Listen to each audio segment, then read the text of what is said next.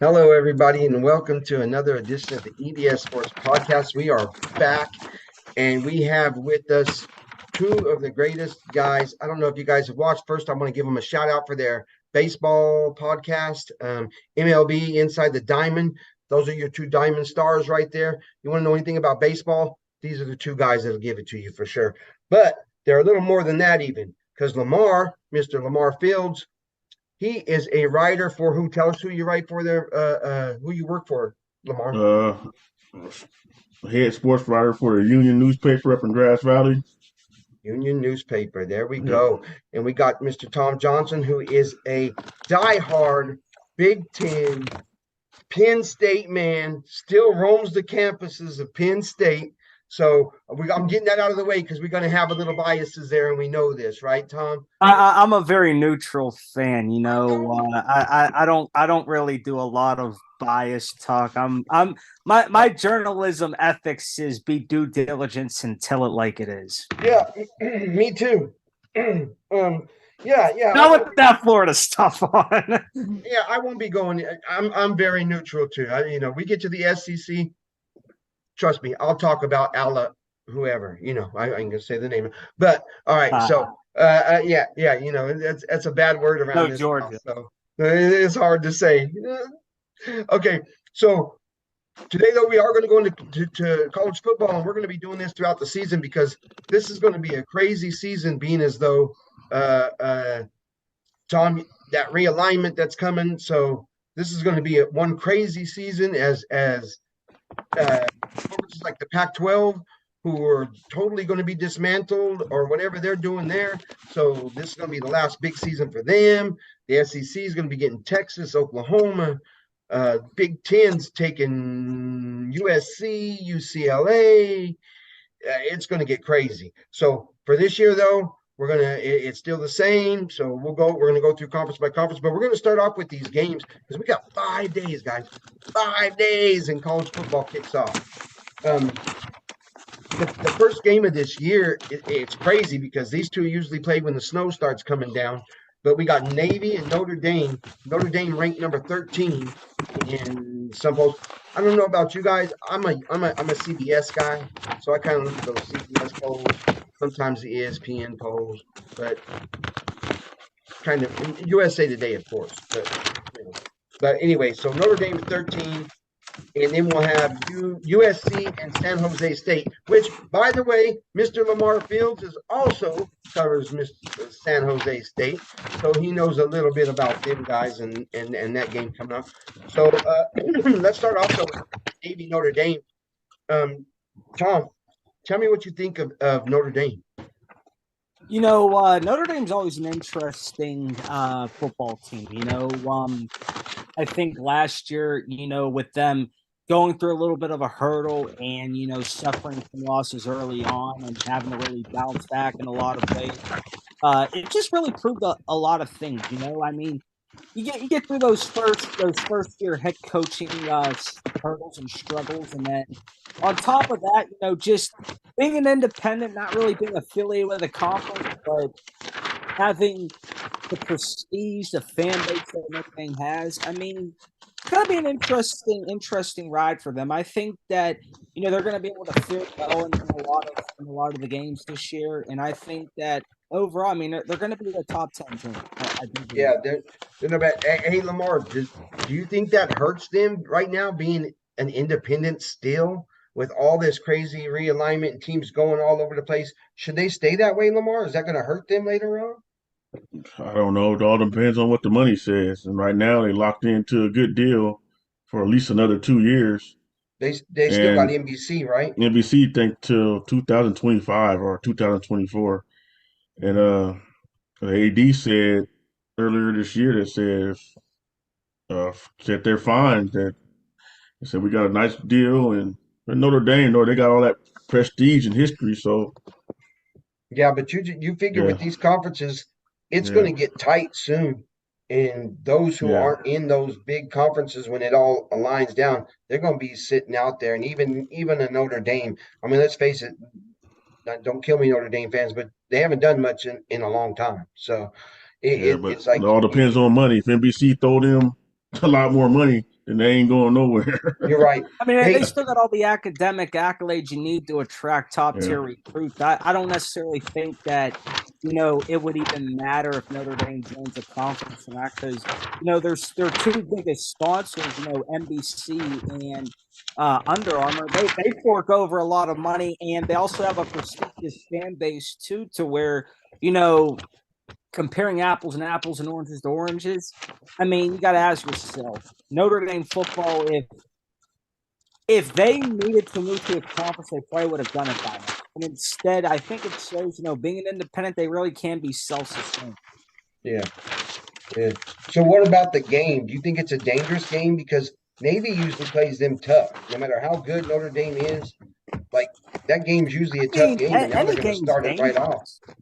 I mean, any game's really dangerous if you think about it. I mean, any given week can be a trap game. Any given week can be whatever it is, because it ultimately depends on, how focused are you on your opponent? Are you just looking at them to look at them as that week's opponent, or are you actually looking at them as this week's opponent? Like, I really need to win because I have to focus on this game and this game only before I can focus on any of the other leagues. So I think it's really just a matter of how Notre Dame goes in and focuses on it. Yeah. What do you think, Lamar? Is this a dangerous game for them at all? Or It could be, but I expect Notre Dame to have no business. Anytime you got first game of the season, teams still getting in the swing of things, it could be a tough game. Maybe run that crazy offense, run the ball, like wishbone, old school yeah, wishbone type offense. they'll be Yeah, running it. That's Navy. yeah. So that's That's that's hard to stop if you ain't disciplined. right.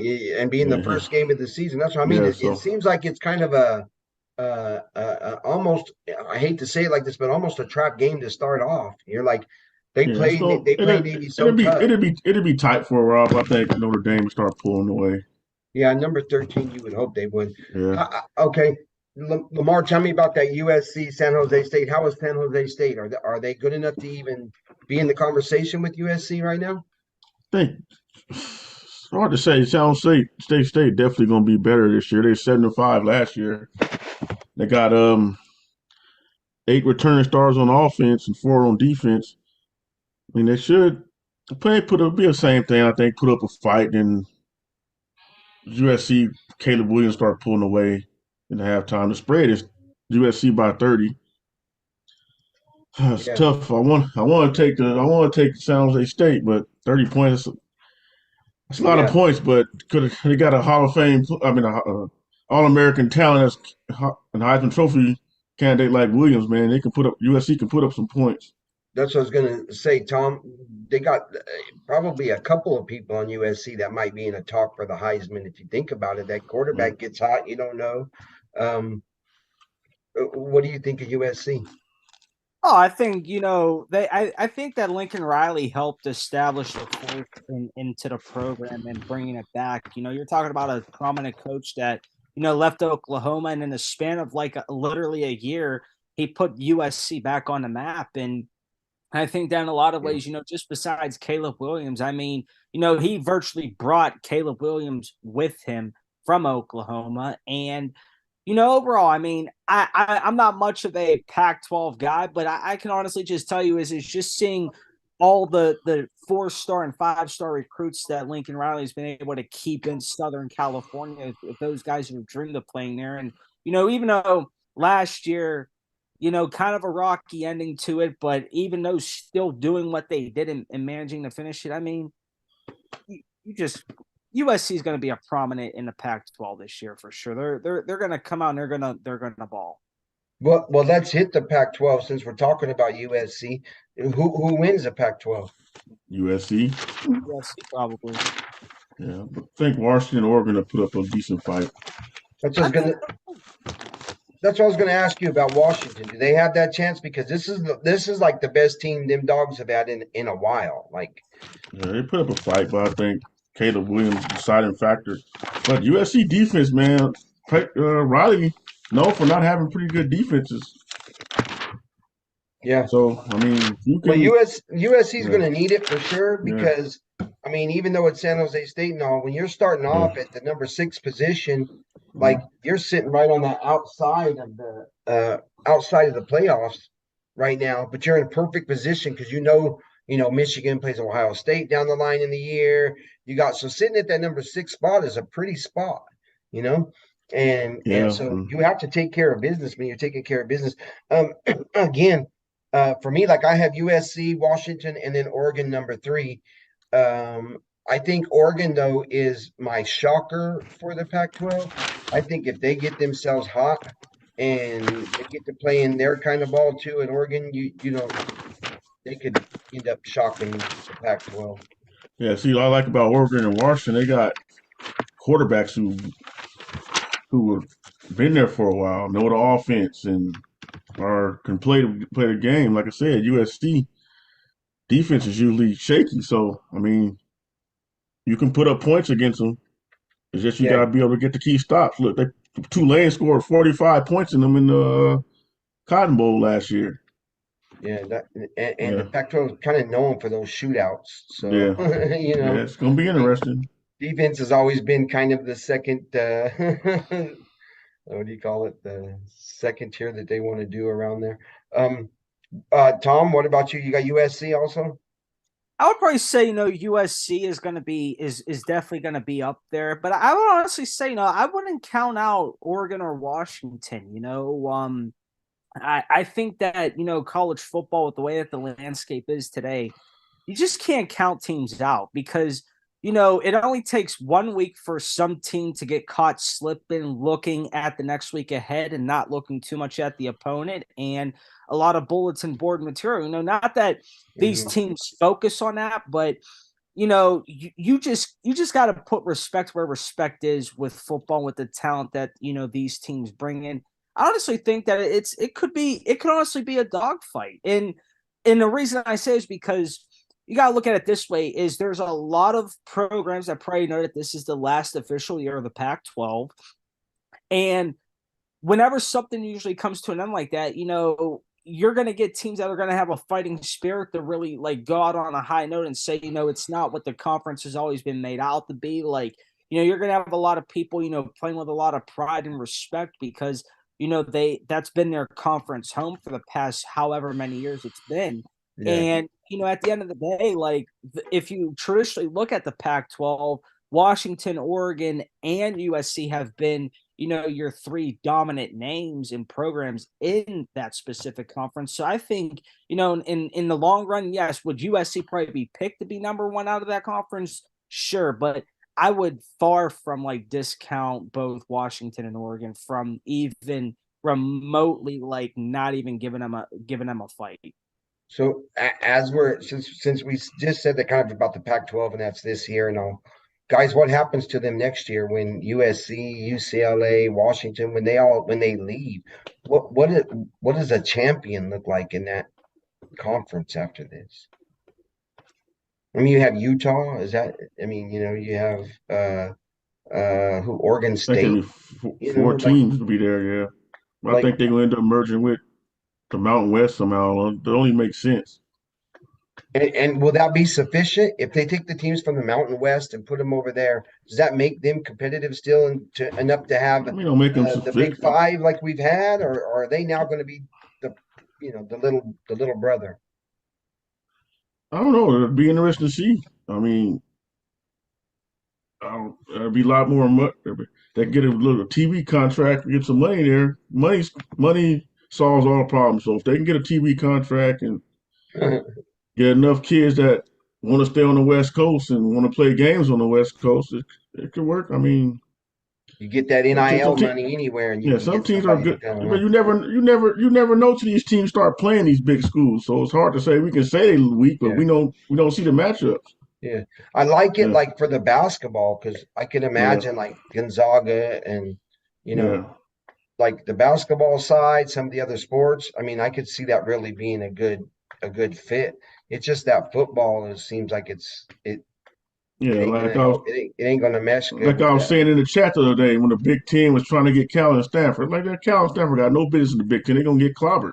They don't get the talent Yeah, because of the high high standards they set for the school.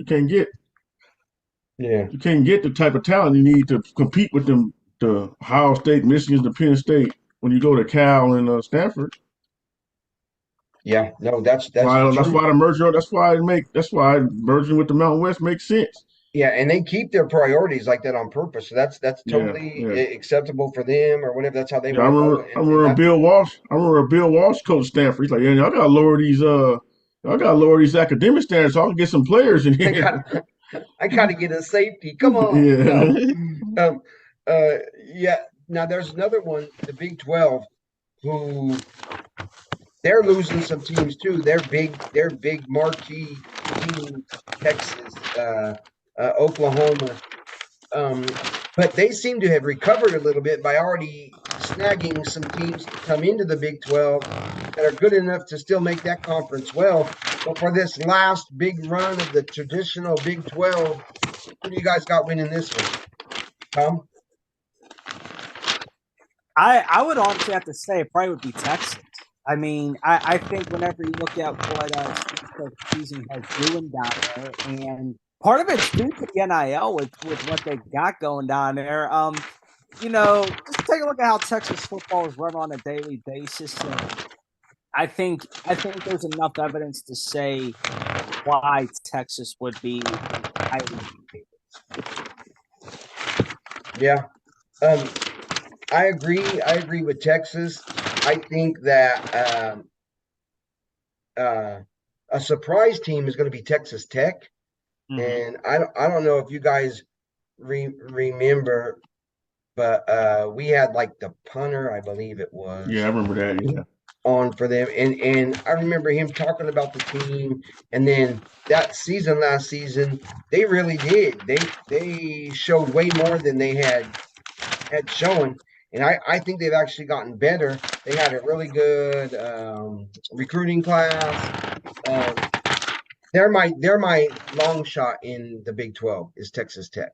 But I agree. I think Texas is going to do it. And then of course, you always have Oklahoma sitting there. And then the other dark horse would be Kansas State.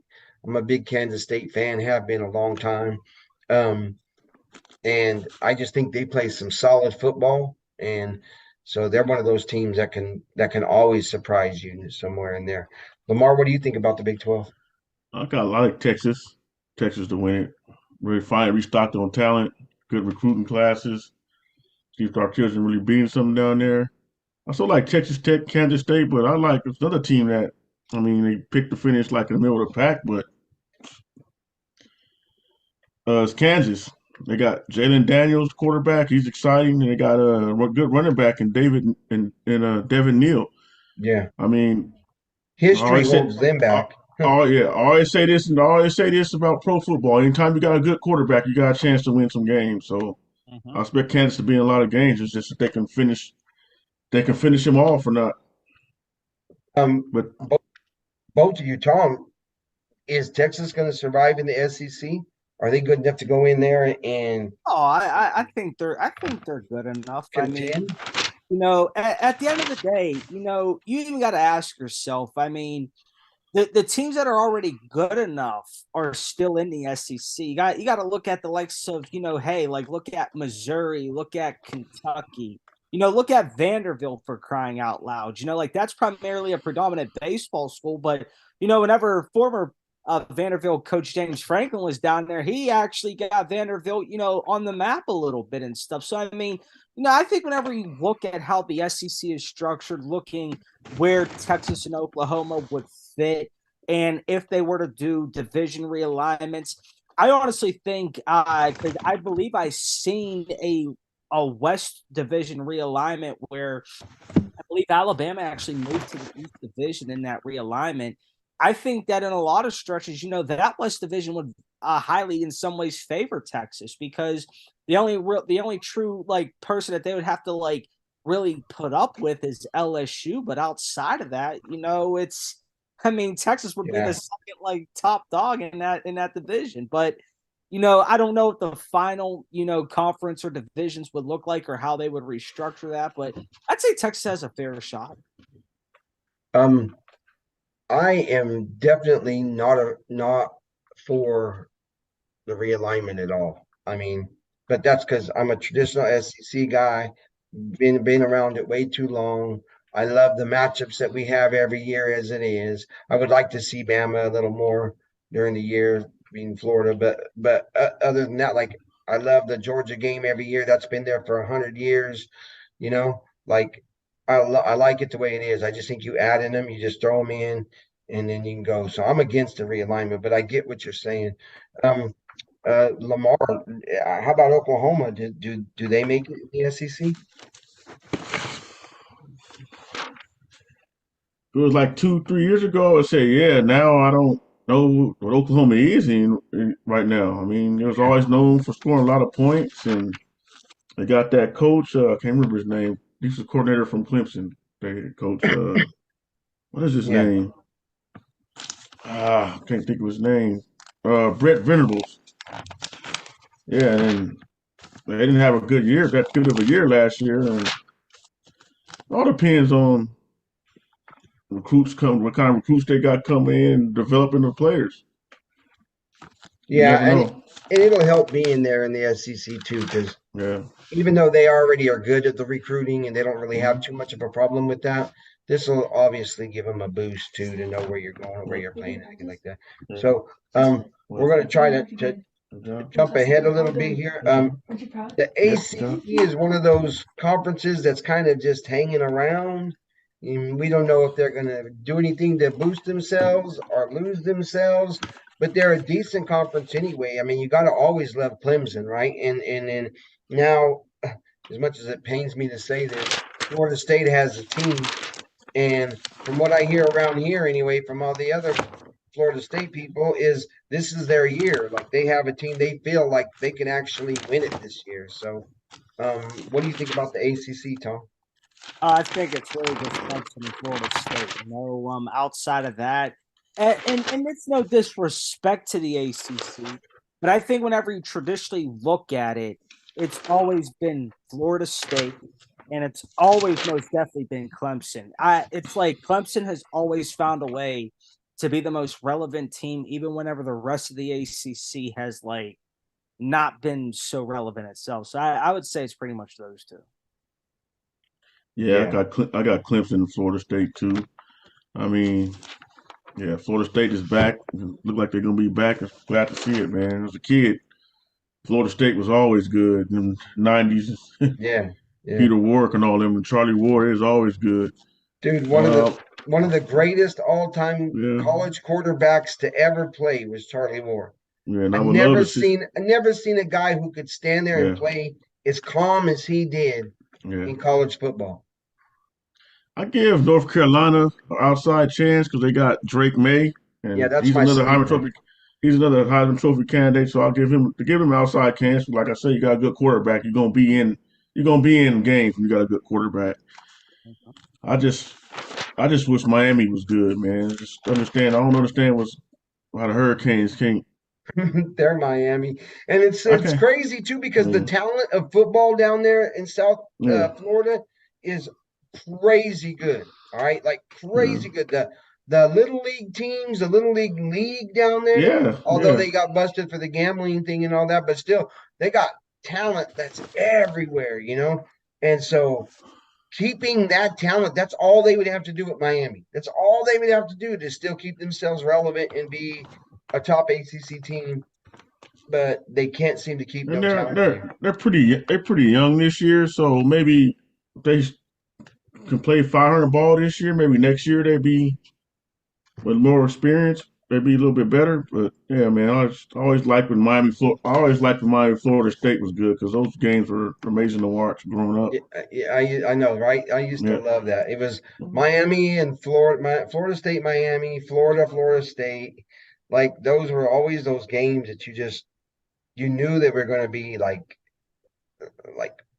pro style games, just looking hardcore, going down. So okay, I mean, so Florida State, Clemson, that should be probably where that one lands. What about if they realign though, guys? Does the ACC do anything? I mean, Well, I mean, they're already realigning. nobody's running there. They don't. They're not playing under the divisions this year. It's all one entire conference. Oh yeah. I think that's who it should be anyway. Yeah, it's true. Well, the whole thing was always about that. I mean, I guess you could still do it, but I could see the ACC trying to nab Oregon State or some teams, like a couple of Oregon State and teams like that, trying to nab on the back end. She's no rush with them. Ain't no rush right now with the final Pac-12 four schools. They got till next year, so we'll see what happens. yeah. But I kind of just ran right past the SEC, but go ahead and give me. As painful as this is, I still think it's going to be Georgia and Alabama. Oh, it is for me. yeah, And it's then, always I get the slight edge to Georgia though, considering I think this is the first time in quite some time where Bama's like not even a top 4 team in the exactly, because of LSU, everybody, but there's nothing inside of this soul that can put LSU to win anything. I just can't. I can't do it. It's not going to happen inside of me. But and normally that's that way for Bama. But I mean, I have to be some realistic in here, so I'm going to at least do that. Of course, I'm going to just say it. My dark horse is going to be Florida. I sit here and watch this stuff happen every day out here, and I'm always an optimist. So my dark horse is Florida. Sneaks out that Georgia game. I could see them being undefeated to the Georgia game. They don't have a tough road at all. It's kind of easy. Besides that Utah game, but the Utah game, which is the Thursday following those 2 games, so it's on the 31st. Utah's having problems with their QBs right now. They're running out of QBs. They keep dropping them like flies. And so they're down to like a freshman, I believe, or something that they didn't even intend to play. So that I think will benefit the Gators on that opening one to get that out of the way. And then they got the kind of a cupcake all the way to the Georgia. So I could see that as happening. And then with that game, it's always a toss up. So, you don't know what can happen, right? They could be rolling into that Florida State game and it means something at the end. I plan on being there at that one. But so that's the SEC. Okay, so I don't want to leave off the SEC quite yet, too, because we didn't really get the full picks. But there are some other teams in there. For me, Kentucky scares me. Kentucky is a scary team, and that's one of those ones coming up before the Georgia game with Florida that I don't like at all. I don't like that matchup. I don't like Kentucky at all. They're a really good team, And then of course you have LSU, who most people are picking to be right up there in that. So there's a good three SEC teams that are going to battle for that. Again, for me, I'm going to pick Georgia as my top, playing against Bama in the SEC title game again. What do you think, Lamar? Georgia, Alabama, and probably LSU. But it's always It's always 2 or 3 teams in the SEC that'll surprise you too. If we have a good season that they don't think we'll have a good season. Yeah, that's why I'm talking about Kentucky. I think that's one of those teams. Tom, I heard what you said about Vanderbilt, and I like Vandy, but honestly, on that football one, that's kind of that one. Like, we get those tickets for like $30 when it's Vandy game. So, but I mean, I like the school and all that kind of stuff. But I mean, as far as that, I don't see him as getting there. What do you think, Tom? Who's winning it? I have to say that the obvious choice is Georgia. I think whenever you look, Kirby's smart. He's got that program right where people want it. I think it's going to be one of the most watched conferences because, for once, and I know a lot of SEC fans would probably agree, for once it's not Alabama dominating everything in the headlines and stuff. I also do see LSU playing a role in it too. And now, may I say this without Alabama fans scorching me, but I also think you could give Auburn another shot down the line. Hugh Freeze coming back and, having his career revive that Liberty and stuff. He's very familiar with the SEC landscape. Don't be surprised if you start to see some major mix-ups in the future. But I wouldn't count Auburn in this year. But I would say my top three would definitely be Georgia, Bama, and LSU, with LSU and Bama pretty much fighting it out for spot number 2. Yeah, the only thing with that one to me is I believe that game's in at Alabama this year. And so that's why I give them the nod over LSU, because I don't think LSU can go in there and win. But I mean, that's always the case, right? Especially with the SEC and actually the Big Ten, because can you win that tough road game against that rival There's team always those trap games. or whatever. Yeah, that you have to win that game before you can get out of that thing and move on. So yeah, those are my sleepers in the SEC, and it's going to be good, and next year it's going to be even crazier, and it's going to start getting real tough to be like Bama used to be, and like Georgia's been. That's going to get tougher and tougher as these years go on. But so that's good for the SEC. Let's move on now. Here we go, the Big Ten. Tom, tell us about the Big Ten, man. Tell me about. Look, I'm going to start. I think Michigan's going to win it, and that's, of course, as always, depending on that game against Ohio State. But, and I know this is going to make you happy, I do think Penn State that's my sleeper, okay, because I got Michigan, Ohio State, and then Penn State. But I think Penn State's a sleeper because they can actually pull out one of those. I think they could pull out one of those games. I think they could beat the Ohio State or Michigan, give them the right circumstances. Am I crazy, Tom? I wouldn't say you're that crazy. Not at all. I think that in a lot of ways, I'm actually gonna let Lamar go on this before I actually go, because I want to get Lamar's thoughts, but because I know I want to do a deep dive into this. So Lamar, go ahead. I got Michigan, Ohio State, then Penn State. I mean, Penn State got a nice roster, but they got proof they can be Ohio State, Michigan State. I mean, I'm looking at ESPN.com, where they got them Penn State going 10-2, and I already could figure with the 2 losses to probably Ohio State and Michigan. Yeah. I mean, they got the talent to do it, but I can't remember. I wrote an article for this Nittany Central, so I can't remember Coach Franklin's record against just like 2-7 or something like that against Michigan, and 1-something against something. It's crazy. You gotta doing a great job getting recruits in there, turn the program around, but gotta win the big one. Well, yeah, that's just crazy thing about these big conferences like the SEC and the Big 12. I mean, the Big 10. If you lose those 1 crucial game, 2 crucial games like that, going 10-2, 10-2 is a hell of a season if they actually did 10-2. Like, that's a hell of a season, but you ain't getting nothing out of it because 2 losses against the 2 teams who are going to get something out of it. So these big conferences, man. Then you got teams like Iowa. They always put up a fight. They ain't gonna be to win the conference, but any given Saturday, it come up and surprise you. Illinois has got an outstanding defense. I could put a scare in some teams in the Big Ten. But yeah, I got Michigan, Ohio State, Penn State, my top 3.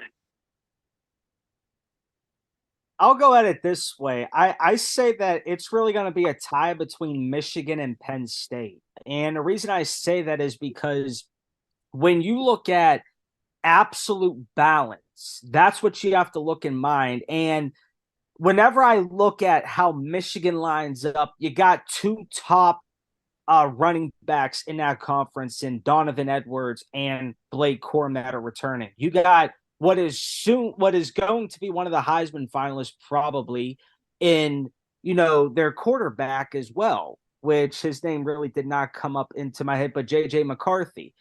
And I think whenever you balance that out with what Michigan has, like Michigan's going to obviously be favored to win it all.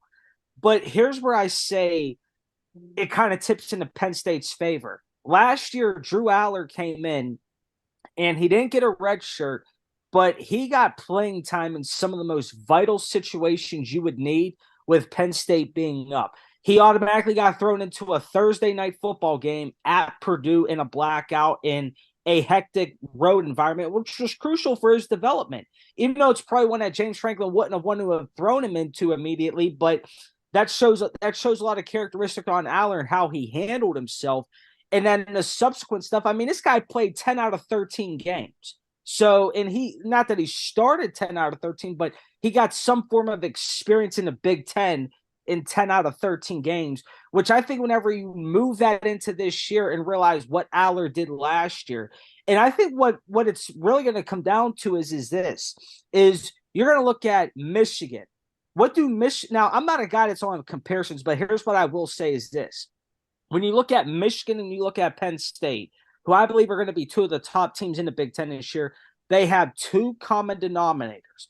They have experience at quarterback, and they also have experience in the running game.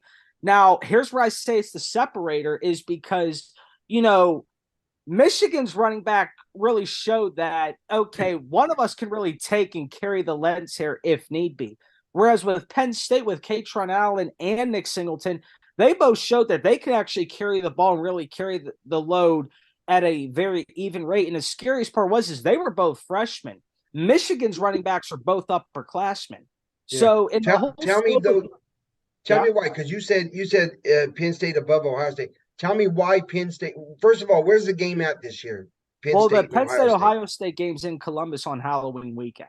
Okay, so and the reason I say that though is because there's questions surrounding Ohio State's quarterback, but in my humble opinion, whenever I look at this, Penn State's might be hands off the best defense in the Big Ten. I noticed how James Franklin said in his press conference to open up the season that he was like, we feel like we're 2.5 deep to win, meaning they got two guys and then a guy at like every position where, they can leave. And here's a simple fact of how deep their defense is. Storm Duck went from North Carolina, transferred to Penn State, probably found out where he was going to be on the depth chart, and then transferred to Louisville. So it's like, to me, whenever you have a stacked defense like that, I don't really care what the opposing team has.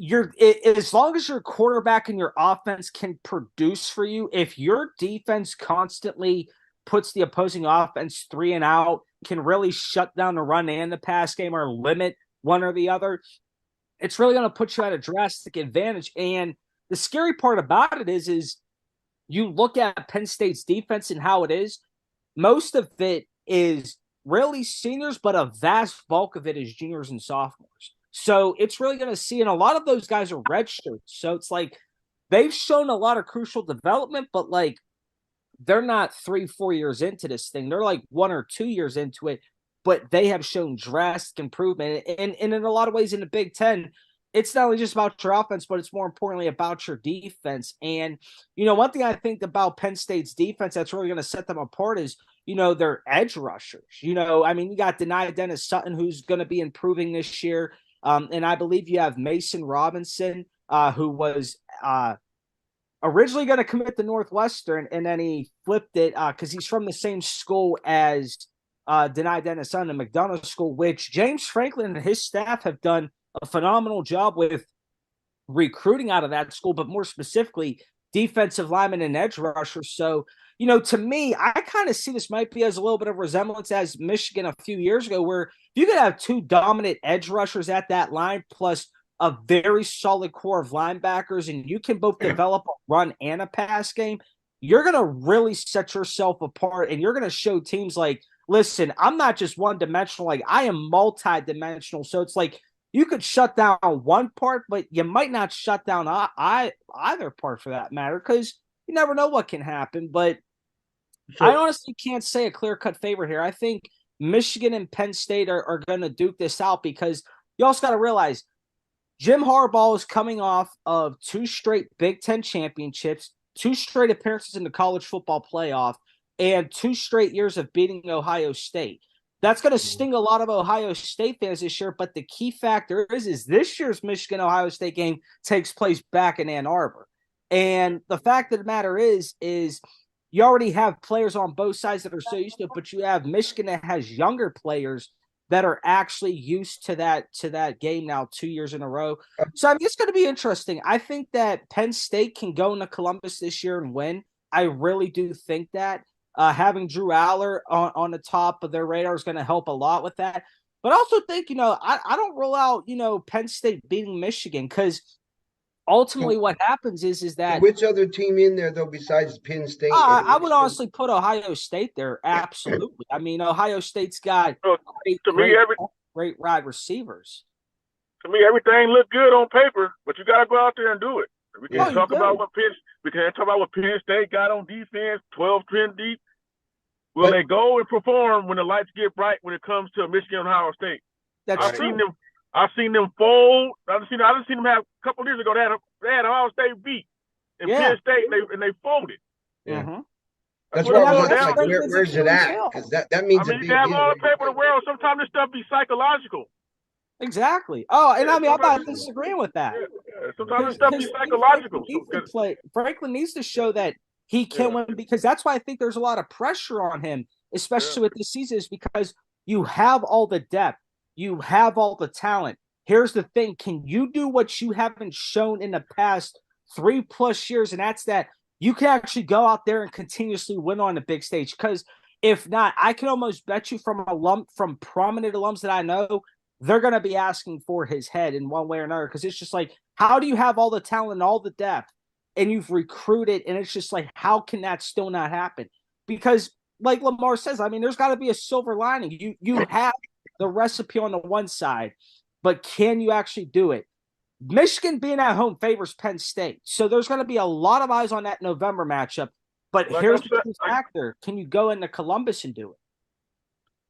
My thing is, they got to beat Penn State got to beat at least one of them this year. Oh, they do. Without a doubt. I mean, it's hard to tall task beating two great teams like that. You got to at least start beating one of them. Oh, yeah. And again, in a conference that's that stacked, that's why I'm saying they're just like the SEC. There are other teams down there that have, that are scary, like Kentucky, the SEC. That are scary. And, next year get tougher. You see, even more, for sure. So who is that team down there though right now? Who's the team in the middle that you are scared of? That you see coming? I like Illinois because of their defense. I like Illinois too. They've always shown a drastic defense, and it's going to be a prime game for Penn State because they're on the road at Illinois. And as much as I don't like dwelling on the past, I know that overtime game is burning in Penn State's mind. Like, they want revenge. And so, but Illinois would be my sleeper out of the West because they are very good on defense. They can shut you down. But it's just a matter of, how they do it and do you allow them to do it? Guys, do one of those teams in the Big Ten come out in the national championship game? Oh, without a doubt. I think you can look at Michigan and say if Michigan wins the Big Ten, you could pretty much put them in the college football playoff. I mean, you could pretty much maybe even put them in the national title game. I mean, you're also talking about Michigan that's been in a college football game the college football playoff the past 2 years. So if I'm going out on a limb and saying it, yes, Michigan would probably be that favorite, but I don't see Penn State too far behind if they can, control some controllables. What is Penn State ranked right now? They're ranked 7th. 7? Oh yeah, they're in a perfect position then. All they got to do is win those games that they have. And the thing is, it's like Michigan, Ohio State are in the top 4. So it's like, if things work itself out, you have 3 prominent Big Ten East teams ranked in the top 10.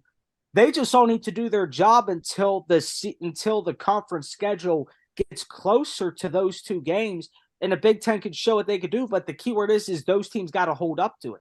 It's like you got to go out there and you got to play your football every week. And you got to only focus on the opponent you're facing.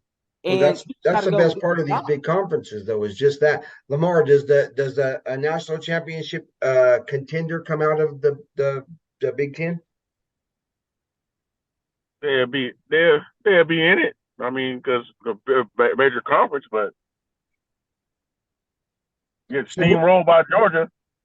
who gets into the college champion? And am I correct if I remember correctly? Is this not the last year we're doing the 4? Do we not gain more Yeah. teams next year? So 4 next year. Now they could go 8 next year, right? I believe it is 8, and to me, I can't wait for that. Again, next season is going to be so wild. Like all these changes it's gonna make the game really crazy. But so we got the 4 then for the last time. Who's your 4 going in? For what? Huh? For what? For the college playoffs. 4 going in. If I had to be bold, I would say that there's at least 2 Big Ten teams going in. I would say Georgia's a lock for sure. Michigan is. It would really have to depend on other factors, but then it's really a tough one for the other 2. I do know Georgia and Michigan are locks, though. Yeah, I think the LSU Bama winner will also be viable because those 2 teams are going to be right up there again, and they'll be the ones battling to get into that SEC championship, and then the winner of that one's going to obviously go in. And if Georgia's run the table again, then if they lose that to say LSU, then you could see both of them getting in as well, like it always does. But who outside of those guys right there that's down there a little ways? Like does USC have a chance at 6? I would say USC does have Texas a chance. have a chance? Obviously, if they win the Pac-12, and they like show that they can run the table, I don't see why you don't put USC in. I mean, they're gonna draw something. I mean, last year, that what happened to them last year was kind of like really pinching them. But I mean, I wouldn't rule it out that USC has a shot. Yeah. I mean, they got a shot. That to me would be my dark horse out of getting in from these ones that are close or you know what I'm saying, that are right there would be USC, because almost like you said, they were good enough and then they blew it, and that's got to be burning on them, and they still have the talent, like all the talent they need still. So they could very much be a player in this. My thing is USC just has a history of blowing it somewhere along the line. So I mean, good UCLA team come up and slap them. Who knows? I mean, that Washington team, and we all know that they get less respect, so they can't go 2 losses in anything and then expect one of them to get in. Like they're going to have to be almost perfect, that the Pac-12 team, to get into this thing. I mean, a loss maybe. Go undefeated. Yeah, I mean, they literally are going to have to be. Like the disrespect for that conference right now is so high. It's I feel bad for them. I actually do. I've never been a Big 12 fan. I like a Big 12 offense. Pac-12 offense, because they always score. You watch those games out here in the East, we get them real late. You 10:30 at night, and it'll keep you up because the games goes 55 to 58, and you just watch the scoring all night long. So I love those kind of games, but at the same time, those teams are going to be going to that Big Ten where it's all defense, and it's going to be a little crazy coming out. I can't wait for next year already. See, but so I mean, there we have it, guys. Man, that's the first one. We got a lot out in this, and I know things will change. College football, they change weekly. Everything changes weekly depending on those big wins, those big losses, and those come quick in college football, right? I mean, these first weeks, we all know these are like preseason college. You're playing these Division II teams and stuff like that. There's not, by the way, there's not as many big games this year. Did you notice that? Like you start off the season, there's always those big games, and there's really no big games this year. Like kind of a. I think that's going to change when the playoff team goes up. When the playoff, more people in college football playoff, because you lose one game, you damn near might be out. Shit.